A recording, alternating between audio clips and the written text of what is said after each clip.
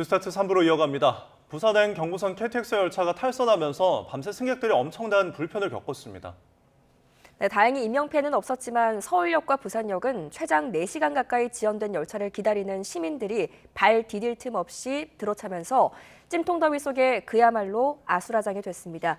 현재는 사고 복구가 완료됐습니다. 정상 운행되고 있다는 소식 전해드리겠습니다. 신지원 기자입니다.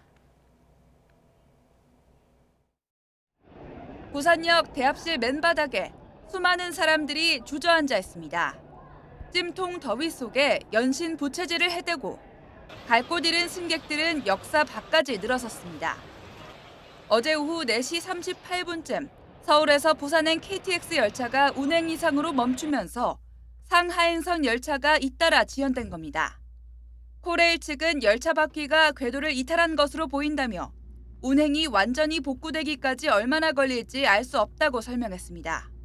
역마다 직원들이 현장 안내에 나섰지만 혼란을 수습하기엔 역부족이었습니다.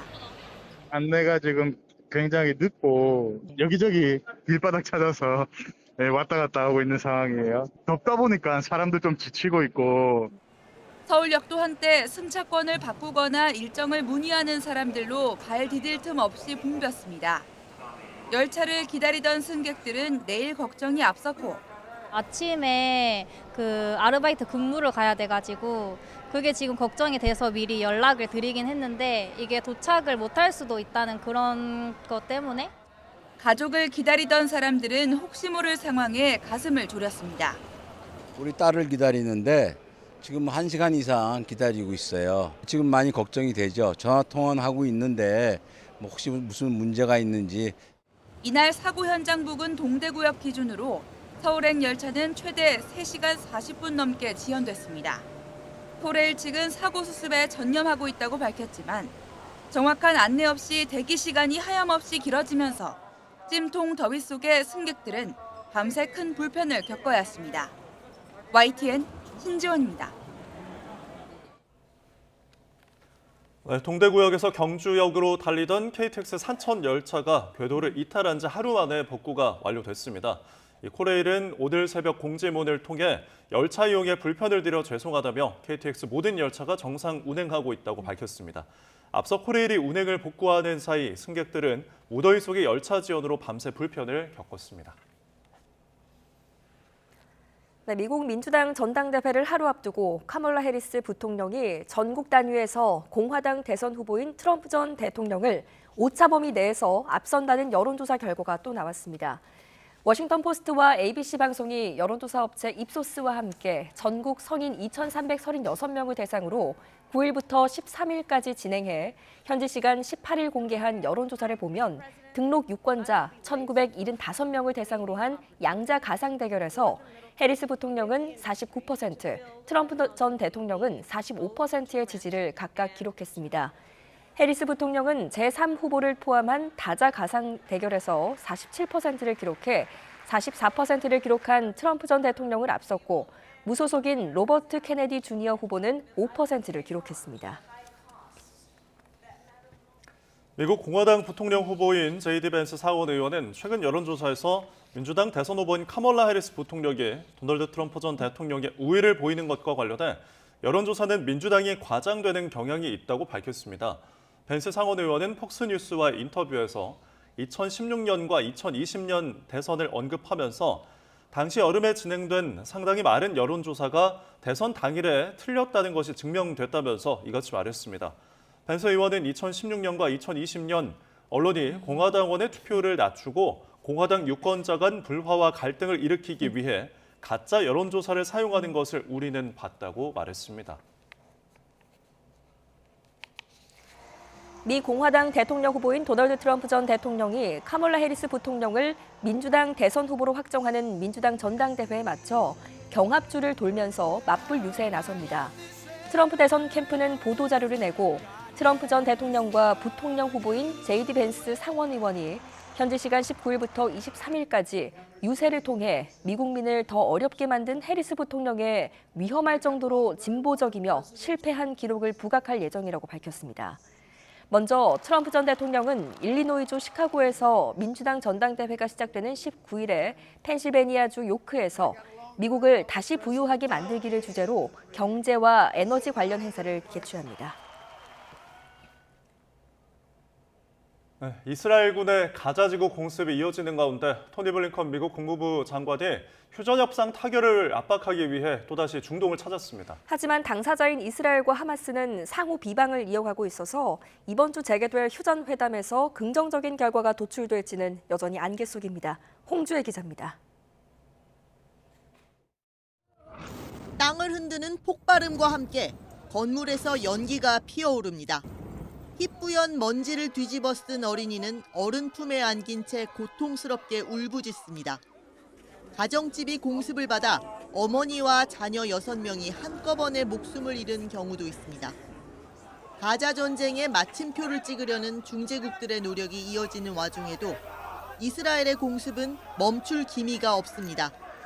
이스라엘은 무장 세력만 표적으로 삼는다며 민간인 희생은 주거 지역의 병력과 무기를 숨긴 하마스 탓이라는 입장을 고수하고 있습니다. 네타냐후 총리는 더 나아가 휴전 협상 타결을 위해서는 이스라엘이 아니라 하마스와 정치 지도자 신와르를 압박해야 한다고 주장했습니다.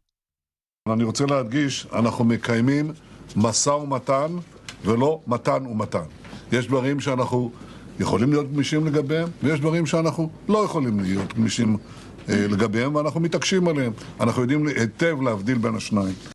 이처럼 완강한 네타냐후 총리를 설득하기 위해 블링컨 미국 국무부 장관은 다시 이스라엘을 찾았습니다. 가자 전쟁 발발 이후 벌써 9번째 중동 방문인데 이스라엘 고위급 인사들을 만난 뒤엔 이집트로 이동할 계획입니다. 미국 행정부 당국자는 협상이 변곡점에 있다며 블링컨 장관이 협상을 마무리하는 것의 중요성을 모든 당사자에게 강조할 거라고 전했습니다. 하지만 지난주 카타르 회담에 참석하지 않은 하마스는 네타냐후 총리가 합의를 방해했다며 재차 비난해 이번 주 이집트에서 재개될 회담에서 성과가 나올 수 있을지는 여전히 미지수입니다. YTN 홍주혜입니다. 미국 서부 내륙 콜로라도에서 폭염 속에 에어쇼를 지켜보던 관중 100명 정도가 온열 질환으로 응급치료를 받았습니다. 콜로라도 스프링스 소방국에 따르면 현지 시간 17일 열린 파이크스 피크 리저널 에어쇼 행사장에서 야외에 있던 100명가량이 열사병 증세를 보였습니다. 현장에 있던 구급대가 신속하게 응급처치를 했으며 이들 가운데 심각한 증세를 보인 10명은 인근 병원으로 이송이 됐습니다. 최근 국내에서 전기차 화재 안전성에 대한 우려가 커진 가운데 포르투갈에서도 전기차로 인한 대형 화재가 발생했다고 외신들이 보도했습니다. 현재 매체들에 따르면 현지 시간 16일 오후 6시쯤 포르투갈 리스본의 움베르투 델가도 국제공항 인근 렌터카 주차장에서 불이 나 차량 200대 이상이 전소됐습니다. 불은 이곳에 주차돼 있던 테슬라 전기차에서 시작된 것으로 추정되고 발생 5시간 만인 밤 11시쯤 진화되는 것으로 보인다고 현지 매체들은 전했습니다. 오늘 새벽 0시 50분쯤 일본 도쿄 북동쪽 이바라키 현해에서 규모 5.1의 지진이 발생했다고 외신들이 보도했습니다. 일본 기상청에 따르면 진앙은 북위 36.7도, 동경 140.6도, 지진 발생 깊이는 10km입니다. 지진에 따른 쓰나미 경보는 발령되지 않았지만 도쿄 중심부에서도 진동이 감지됐다고 신화통신은 전했습니다. 네, 오늘의 주요 국회 일정입니다. 국민의힘 한동훈 대표가 오늘 열리는 최고위원회에서 더불어민주당 이재명 대표의 회담 제안에 답을 내놓을지 주목됩니다. 한 대표는 서울 여의도 당사에서 당 지도부가 참석하는 최고위원회를 주재합니다. 앞서 이재명 대표는 연임이 확정된 뒤 전당대회 수락연설에서 민생협의를 위한 여야 대표 간의 회담을 제안했는데 이에 한 대표가 공개 발언을 통해 반응을 내놓으리란 관측도 나옵니다. 한 대표는 또 당 상임고문단과 시도당 위원장을 잇따라 만나며 당내 지지 기반을 다지기 위한 행보에도 집중할 계획입니다. 네, 더불어민주당 대표직 연임에 성공한 이재명 대표가 국립서울현충원 참배로 첫 공식 일정을 시작합니다. 이 자리에는 박찬대 원내대표와 신임 최고위원 당선자들도 동행할 예정인데요. 이 대표는 이어 국회에서 2기 지도부 첫 최고위원 회의를 주재한 뒤 오후엔 우원식 국회의장을 예방할 계획입니다. 네, 민주당 이재명 대표가 압도적인 득표율로 연임에 성공하면서 제1야당의 대여 압박 기조는 더 선명해질 걸로 보입니다. 여야 대치 전선은 올해 정기국회까지 계속 가팔라질 가능성이 큰데 이 대표의 사법 리스크는 여전히 적잖은 부담이자 전국 변수로 남아 있습니다. 나혜인 기자입니다.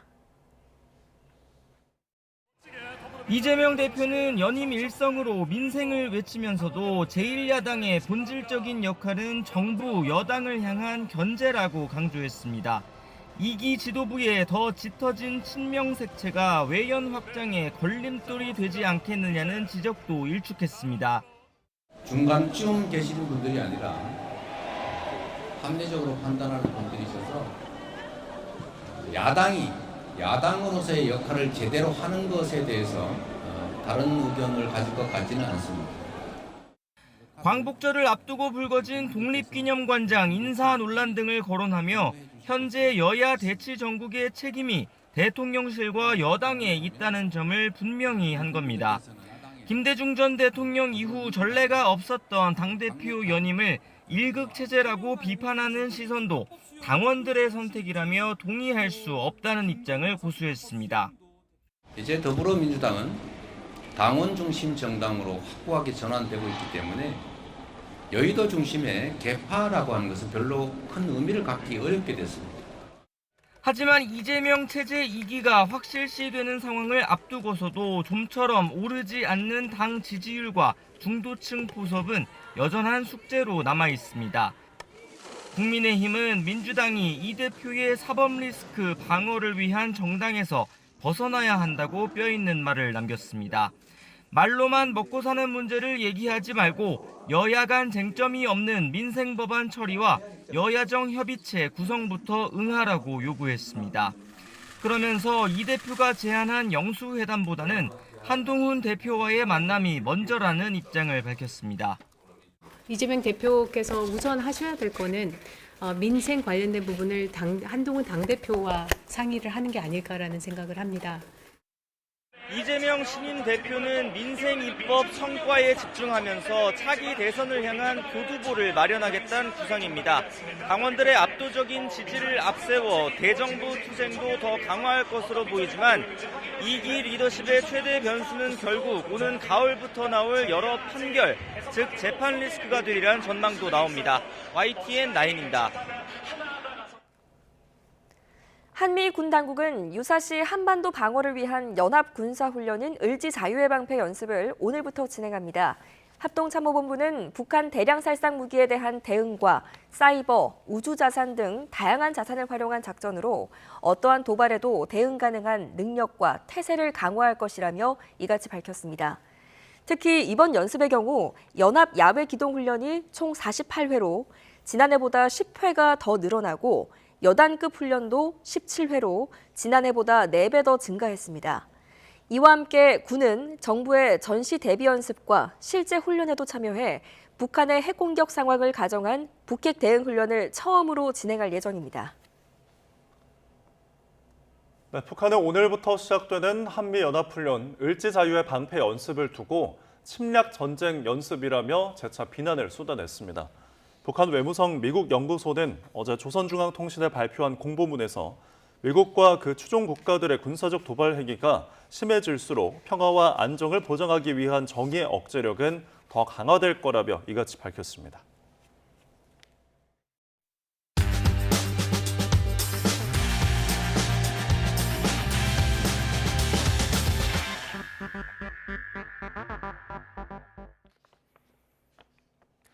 (8월 19일) 월요일 스타트 브리핑 시작합니다. 먼저 첫 번째 기사 보겠습니다. 평생 직장이 옛말이 됐다는데 꼭 그런 건 아닌가 봅니다. 임원을 달지 못해도 버티는 고참 선배들이 많아지면서 대기업 근속 연수가 늘었다고 합니다. 승진을 못해도 정년까지 직장 생활을 하려는 사람이 늘어났기 때문입니다. 시총 상위 50대 기업 중에 근속 연수가 늘어난 곳이 30곳입니다. 그 이유는 뭘까요? 창업과 이직 자체가 어려운 것도 있습니다. 그리고 코로나 팬데믹 이후에 기업 문화가 개인화된 탓도 있죠. 이 부장이 아닌 고참 선배를 부장님으로 부르면서 불편한 동거를 하는 웃픈 상황도 발생한다고 합니다. 직장인이라면 사직서 한 장씩 품에 안고 다닌다는데 정작 현실은 그렇지가 않은 거죠. 비대면 근무가 많아지는 등 직장 내 스트레스가 조금은 줄어든 것도 회사에 남는 사람이 많아진 배경이란 전문가 의견을 신문은 전하고 있습니다. 다음 기사 보겠습니다. 말 그대로 미친 더위가 이어지는 요즘 자영업자들은 문을 열어놓고 에어컨은 빵빵하게 트는 개문 냉방 딜레마에 빠졌습니다. 매장은 시원하게 문까지 열어놔야 매출이 줄지 않거든요. 사실 개문 냉방 영업은 불법입니다. 위반 횟수에 따라서 150만 원에서 300만 원의 과태료를 물어야 합니다. 하지만 2017년 이후에 적발된 사례는 없습니다.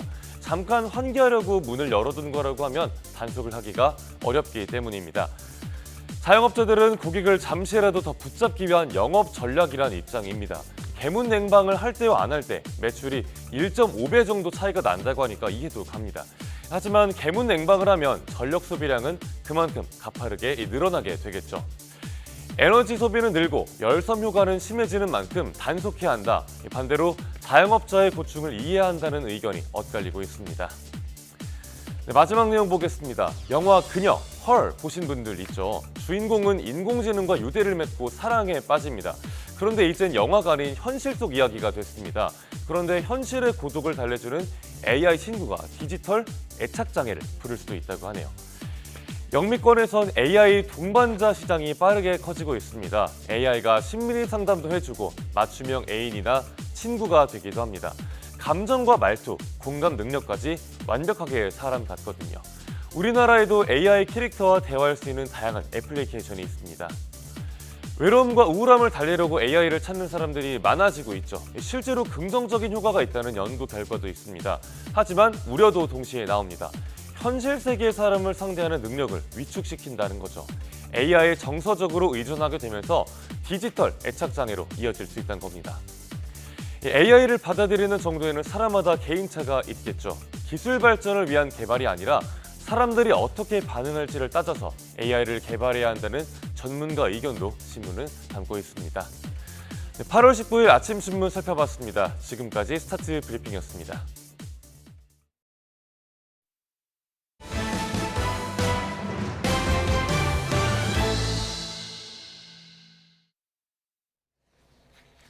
네, 오늘 열리는 주요 재판 살펴보겠습니다. 음주운전과 뺑소니로 무리를 빚고 재판에 넘겨진 트로트 가수 김호중 씨의 두 번째 공판이 오늘 오전 10시에 열립니다. 앞서 첫 재판에서 명확한 입장을 밝히지 않았던 김 씨는 제기된 혐의를 인정하는지 등을 설명할 것으로 보입니다. 방송통신위원회가 방통위원 2명 의결로 방송문화진흥회 이사를 임명한 처분의 효력을 정지할지를 가리는 신문도 오전 11시와 11시 반 잇따라 진행됩니다. 먼저 오전 11시에는 권태선, 박문진 이사장 등이 지난 5일 제기한 집행정지 사건의 첫 신문이 열립니다. 이어서 11시 반에는 박문진 이사 공모에 지원했던 조능희 전 MBC플러스 사장 등이 낸 같은 취지의 집행정지 신청 사건도 첫 신문을 진행합니다. 2021년 더불어민주당 전당대회 돈봉투 살포 의혹의 정점으로 꼽히는 송영길 수나무당 대표의 26번째 재판 오전 10시에 시작이 됩니다. 송 대표는 지난 5월 보석으로 풀려난 뒤 지금까지 불구속 상태에서 재판을 받고 있습니다.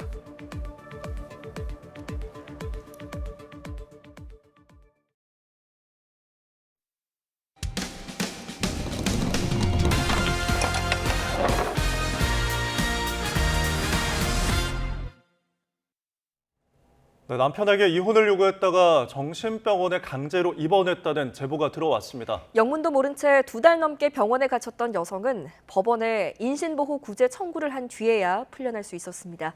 윤웅성 기자입니다. 지난해 12월 17일 양육 문제 등으로 다투던 남편에게 이혼을 통보한 지 일주일쯤 지났던 그날 밤 갑자기 사설 응급 구조사들이 집에 들이닥쳤습니다. 30대 주부 A씨를 정신병원으로 데려가기 위해서였습니다. 남자 2명하고 들어오더라고요. 갑자기 들어와서 저보고 정신병원에 가야 된다고. A씨의 신고로 경찰이 출동했지만 법적 보호자들이 동의한 보호 입원이라는 응급구조사들의 말에 개입할 수 없었습니다. 결국 A씨는 강제로 차에 태워져 병원으로 향했습니다. 저한테 왜 부르시냐고요? 어디로 가시냐고요?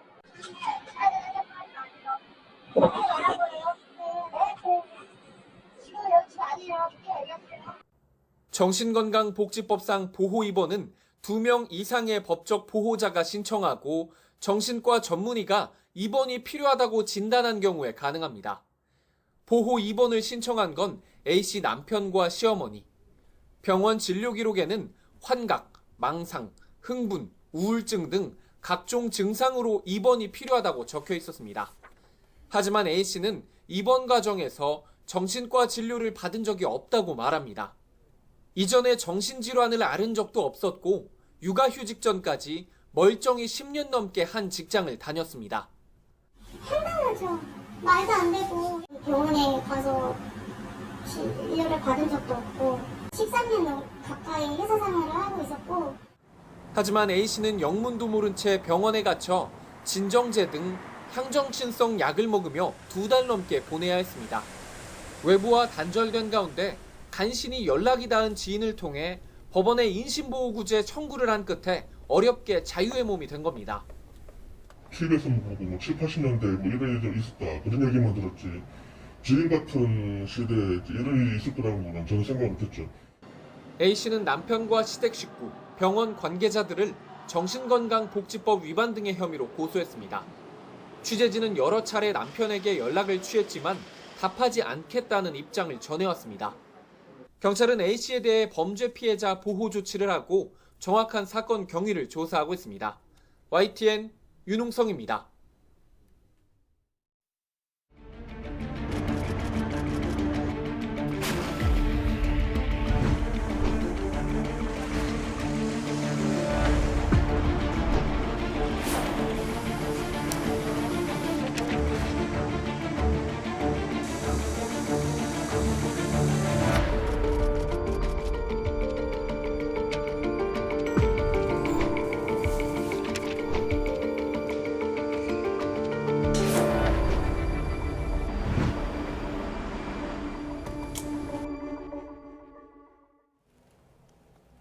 최신 경제 소식을 빠르고 친절하게 전해드립니다. 스타트 경제, 오늘은 최상미 이화여대 경영학부 교수와 함께하겠습니다.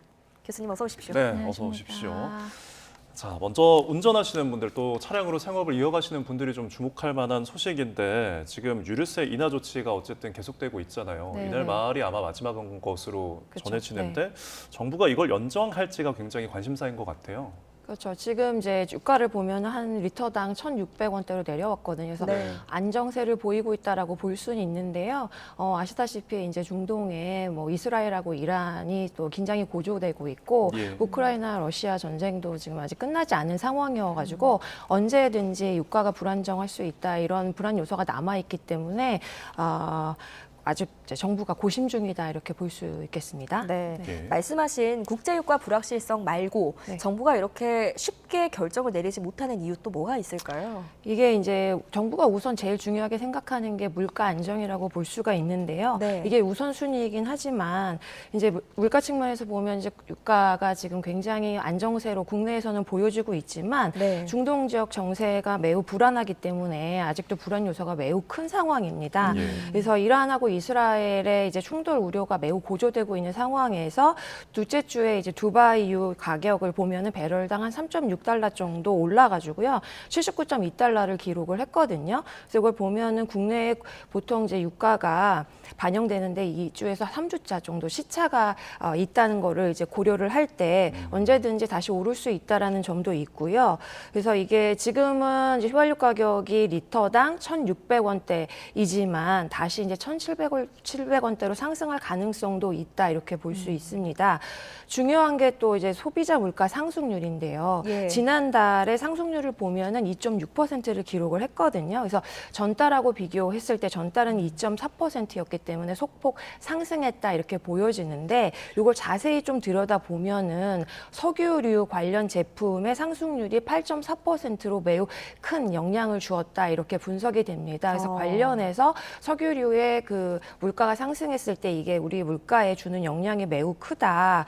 그리고 또한 다음 달에 추석이 있잖아요. 예. 그래서 네. 물가 관리를 해야 되는데 이 차원에서 유류세 인하를 쉽게 종료하기가 쉽지 않다. 뭐 이런 분석이 있는 상황입니다. 네. 그리고 지금 이 유류세 인하율을 조정한 지가 1년이 넘었잖아요. 네네. 그렇다 보니까 세수가 그만큼 이제 확보가 좀 덜 된 건데 이런 측면도 좀 정부가 고려할 대상이지 않을까요? 그렇죠. 정부가 이제 고심할 수밖에 없는 게 물가를 안정하는 데 초점을 주느냐 아니면 세수 확보냐. 근데 두 가지 굉장히 다 중요한 이슈인데 네. 세수 확보 내용을 보면은 상반기에 이제 이제 통계를 보면 한 10조 넘게 전년 대비해서 감소를 했다. 세수 확보가. 그리고 정부가 또 유류세 환원을 전제로 이제 계산을 했던 교통, 에너지, 환경 관련 세수도 이제 6월까지 집계 상황을 보면 5조 원대거든요. 예. 이게 이제 그러니까 5년간 평균 세수율 한 50% 확보했던 거에 비교하면 현저히 낮은 수치다. 35%밖에 되지 않아가지고. 그래서 유류세 인하를 종료를 해야 세수를 충분히 확보할 수 있다. 이런 의견도 만만치 않은데요. 근데 현재 이제 유류세 인하율을 보면은 휘발유는 약 20%고요. 예. 경유와 LPG는 30%입니다. 그래서 지난달에 이거를 감안해가지고 유류세 인하 폭을 약간 이제 줄였는데 그때 추가로 확보된 세수율이 한 1,000억 원대입니다. 그래서 예. 상대적으로 이런 영향이 미미하다 이런 분석도 있어가지고요.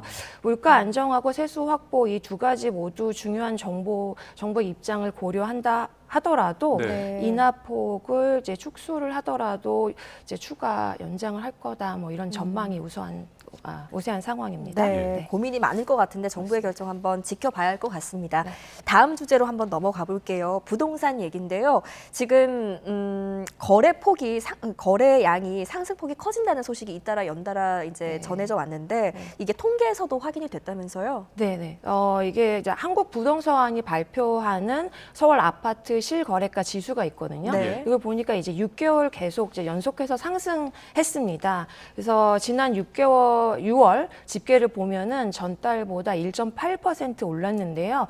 이게 지난 16개월 만에 가장 큰 폭으로 오른 거라는 이제 집계입니다. 근데 이게 보면 이제 지난해 2월 1.98% 올랐던 거에 비교해서 이제 가장 큰 상승폭을 보인 건데요. 이 실거래가 지수가 의미하는 게 뭐냐면 해당 월에 이제 전 월에 거래된 주택 가격, 그러니까 동일 평수 단지 뭐 이렇게 동일 유형의 주택 예. 직전 거래 가격과 비교해가지고 실제 실거래가가 상승했다 이렇게 이해하시면 되겠고요. 그 다른 기관의 그 통계는 추정치를 활용하는데 이제 반면에 실거래가를 기본으로 하기 때문에 실제 그 아파트 가격 변동, 주택 가격 변동을 아주 실제적으로 정확하게 반영한다는 이런 평가를 받고 있습니다. 근데 내용을 좀 자세히 이제 보면요, 서울 5개 권역 중에 강남, 서초, 송파, 강동구가 있는 동남권 실거래 지수가 2.36% 올라가지고요, 가장 상승폭이 컸다라고 보여지고요. 그 외의 지역도 지속적으로 상승폭을 키우고 있다 이렇게 분석이 되고 있습니다. 네. 동남권의 오름폭이 굉장히 최대를 기록하고 있다. 지표를 통해서 확인할 수가 있겠고 지금 언급하신 실거래가 지수가 이렇게 상승폭을 키우는 데는 어쨌든 매매 거래가 그만큼 늘고 가격도 올랐기 때문으로 풀이될 수가 있을까요? 네, 맞습니다. 이게 매매도 늘고 가격도 올랐다 이렇게 보시면 되는데요. 네. 최근 거래량이 급증을 했고요. 이제 직전 가격보다 높은 가격에 주택이 팔리고 있다. 상승 거래가 늘어나고 있다 이렇게 보이고 있고요. 네.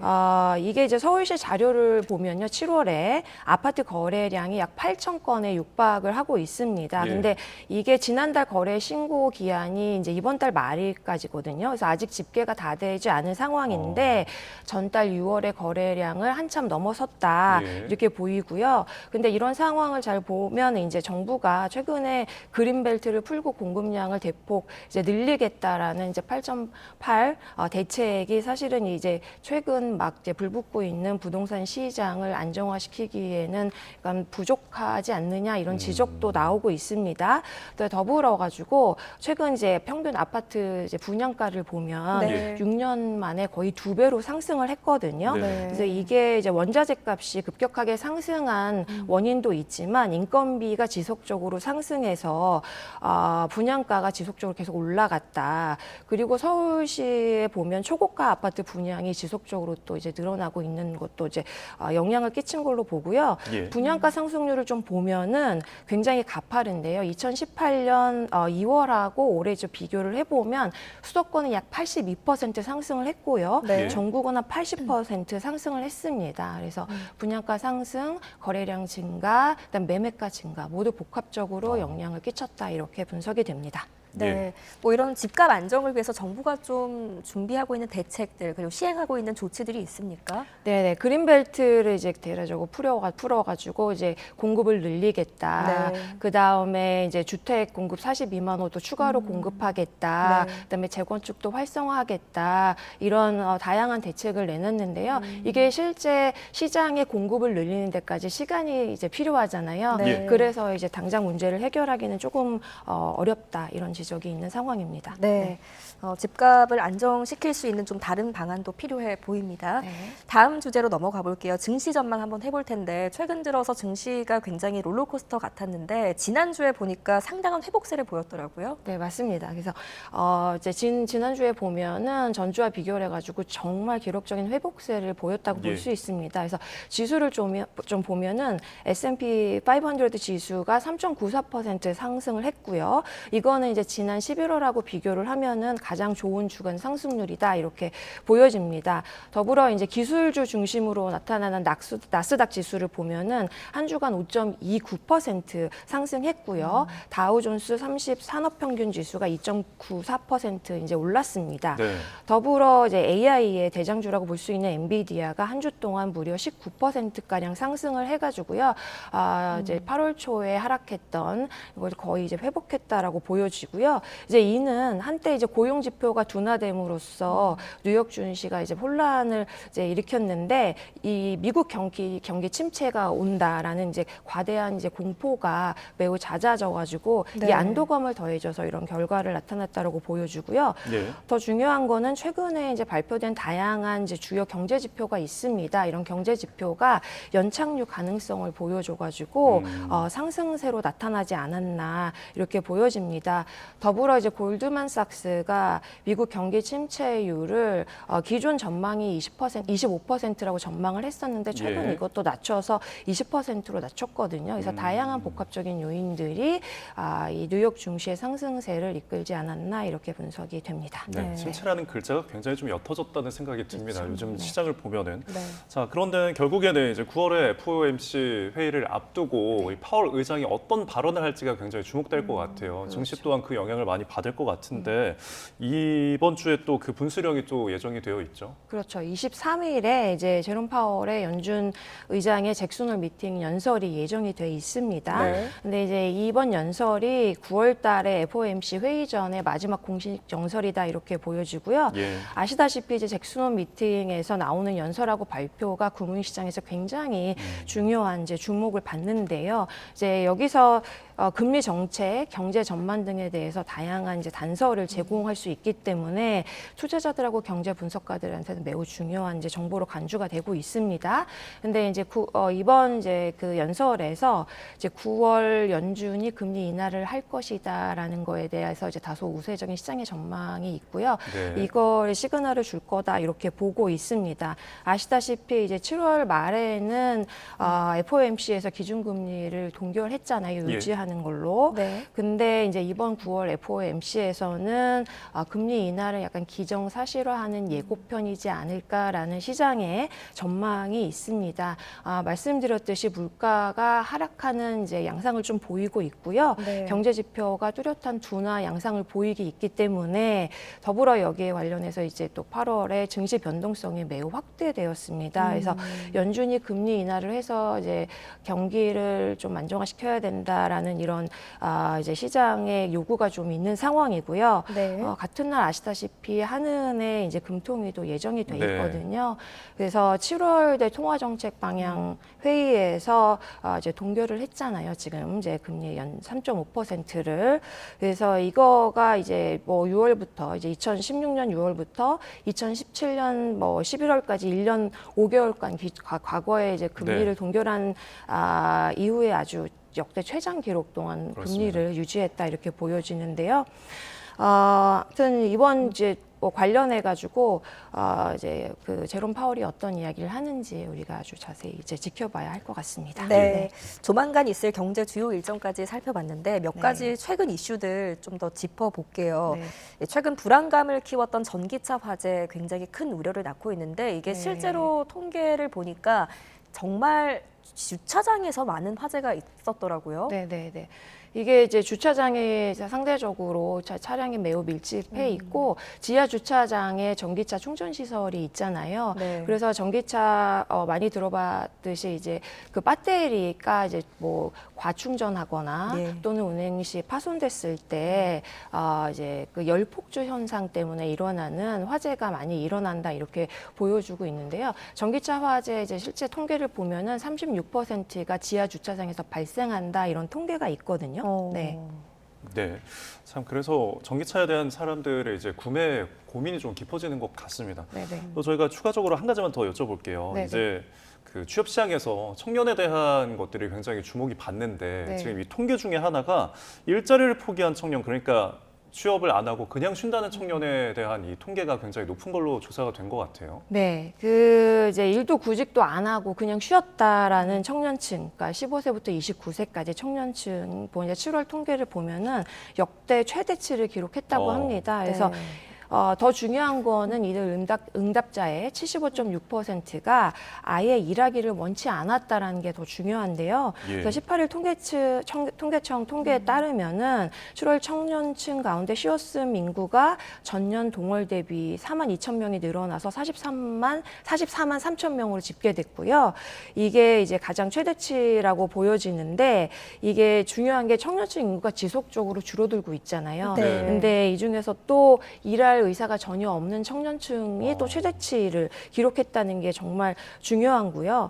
이제 여기서 이제 이 구직 의사가 없었다는 청년층이 왜 구직 의사가 없느냐라고 확인을 해보니 원하는 임금 수준이나 근로 조건이 맞는 일자리가 없을 것 같아서가 거의 50%의 답변을 이루고 있어가지고 그래서 최근에 고용 시장이 급격하게 변화하고 그다음에 불확실성이 증가되는 상황에서 이제 이 청년층의 눈높이에 맞는 일자리가 많이 감소하지 않았나 이렇게 이제 그 분석을 할 수 있습니다. 그래서 기술이 급격하게 발전하고 이제 자동화가 이제 진행되고 있잖아요. 그래서 청년층이 쉽게 구할 수 있는 중간 자리의 일자리가 많이 줄어들고요.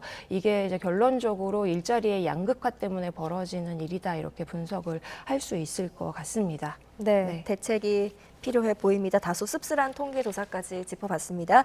지금까지 최상미 이화여대 경영학부 교수와 함께했습니다. 잘 들었습니다. 고맙습니다. 감사합니다.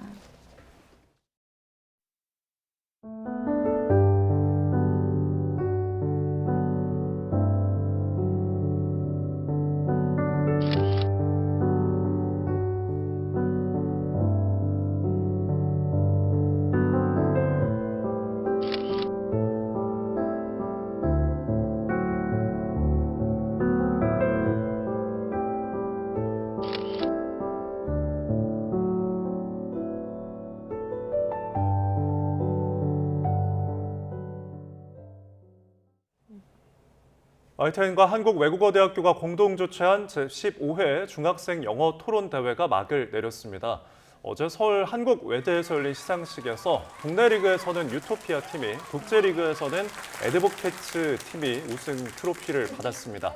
이번 대회에는 국내 리그 29개 팀, 국제리그 78개 팀 모두 107개 팀이 참가를 했습니다. 주최 측은 2009년 첫 대회가 시작한 이후 누적 참가자 수가 10,000명을 돌파했다며 부산과 제주 등 다양한 지역에서 참가하는 학생도 늘었다고 밝혔습니다. 기시다 후미오 총리의 후임을 뽑을 차기 자민당 총재 선거가 이르면 다음 달 27일 치러질 거란 관측이 나옵니다. 아직 유력한 후보가 없는 가운데 이번 주부터 주요 정치인과 강요들의 도전이 이어질 것으로 보여 혼전이 예상됩니다. 도쿄에서 김세호 특파원입니다. 폭락하는 지지율을 극복하지 못한 기시다 총리는 지난 14일 총재 선거 불출마를 선언하며 연임을 포기했습니다. 自民党が変わることを示す最も分かりやすい最初の一歩は私が身を引くことであります。 차기 자민당 총재 선거는 다음 달 27일이 유력한 것으로 알려졌습니다. 선거가 한 달여 남은 상황에서 포스트 기시다를 노리는 각 축전이 치열해질 전망입니다. 2021년 총재 선거에서 기시다 총리에게 패했던 고노다로 디지털상은 방위상 역임 등 자신의 다양한 경력을 강조하고 있습니다. 今の日本が抱えている大きな課題をこれまで担当してまいりました。いつかこの経験を生かせる日が来ればというふうに思っております。 다카이치 사나이 경제안보 담당상, 하야시 요시마사 관방장관, 가미카와 요코 외무상 등도 출마의 뜻을 내비친 것으로 전해졌습니다. 이처럼 현재까지 출마가 거론되는 정치인은 10여 명 정도입니다. 자민당 총재 선거에 나서려면 국회의원 추천인 20명을 확보해야 하는데 후보가 난립할수록 확보에 어려움을 겪을 수 있을 것으로 보입니다. 아직은 유력한 후보가 눈에 띄지 않아 초반 판세는 혼전일 것이라는 전망도 나옵니다. 이런 가운데 기시다 총리는 다음 달 22일부터 임기 마지막으로 미국을 방문해 조 바이든 미국 대통령과의 정상회담을 조율하는 것으로 알려졌습니다. 도쿄에서 YTN 김세호입니다. 네, 에마뉴엘 마크롱 프랑스 대통령은 전설적 배우 알랭 드롱의 별세에 그는 스타 그 이상으로 프랑스의 기념비적 존재라고 추모했습니다. 마크롱 대통령은 SNS를 통해 알랭 드롱은 전설적인 배역들을 연기하며 전 세계를 꿈꾸게 했다며 그의 잊을 수 없는 얼굴은 우리 삶에 큰 영향을 끼쳤다며 이렇게 말했습니다. 마크롱은 알랭 드롱의 젊은 시절 프랑스 파리 개선문 앞에서 찍은 사진도 함께 올렸습니다. 알랭 드롱의 세 자녀는 앞서 AFP 통신에 전한 성명에서 아버지 드롱이 투병 끝에 사망했다고 발표했습니다. 네, 오늘 새벽 0시 50분쯤 일본 도쿄 북동쪽 이바라키 현에서 규모 5.1의 지진이 발생했다고 외신들이 보도를 했습니다. 일본 기상청에 따르면 진학은 북위 36.7도, 동경 140.6도, 지진의 발생 깊이는 10km입니다. 지진에 따른 쓰나미 경보는 발령되지 않았지만 도쿄 중심부에서도 진동이 감지됐다고 도쿄 신화통신은 전했습니다. 네, 서울이 29일 연속 열대야가 나타나면서 역대 최장 기록을 이어가고 있습니다. 네, 이번 주는 전국에 비 소식이 있지만 열대야와 폭염의 기세를 완전히 꺾지는 못할 것으로 보입니다. 자세한 날씨 알아보겠습니다. 원희다 캐스터. 네, 상암동 야외 스튜디오에 나와 있습니다. 네, 지난 밤 사이에도 어김없이 열대야가 나타난 곳이 많죠? 네, 요즘 밤사이 열대야가 계속해서 지속하고 있습니다. 지난 밤사이에는 서쪽 지방과 남해안을 중심으로 기온이 25도 이상 웃돌았는데요. 특히 서울은 29일째 열대야가 지속하며 역대 최장 기록을 다시 썼고요. 그 밖에도 부산 25일째, 제주도 35일째 열대야가 지속하고 있습니다. 현재 전국 대부분 지역에 폭염특보가 발효 중입니다. 서울 35도, 광주 34도, 안동 36도까지 크게 오르겠습니다. 폭염 속 대기 불안정으로 인한 소나기 소식도 있습니다. 오후 한때 강원과 충남, 남부 곳곳에 5에서 40mm의 소나기가 지나겠고요.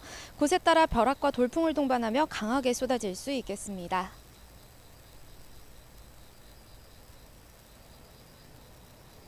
네, 그리고 내일부터는 전국에 소나기가 아닌 비 소식이 있던데 심한 더위가 한풀 꺾일까요?